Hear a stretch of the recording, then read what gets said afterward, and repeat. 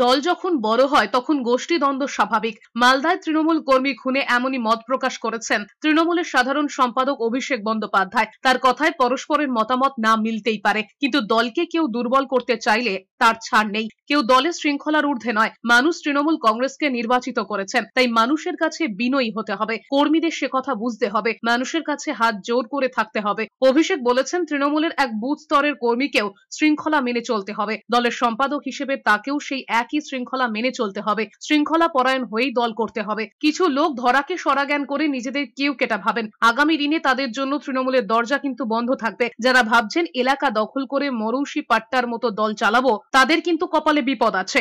এই একই ভুল সিপিএম করত, একই ভুল বিভিন্ন জেলায় বিজেপি করেছে। তৃণমূল মানুষের দল।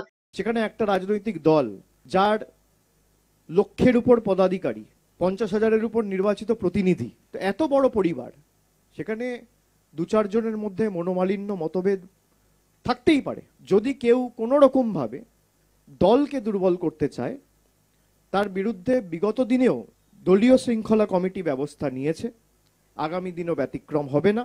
এবং কোনো অপরাধের সাথে যদি কেউ যুক্ত থাকে, রাজ্যের পুলিশ প্রশাসন দলমত নির্বিশেষে তার বিরুদ্ধে কঠোর থেকে কঠোরতম ব্যবস্থা নেবে।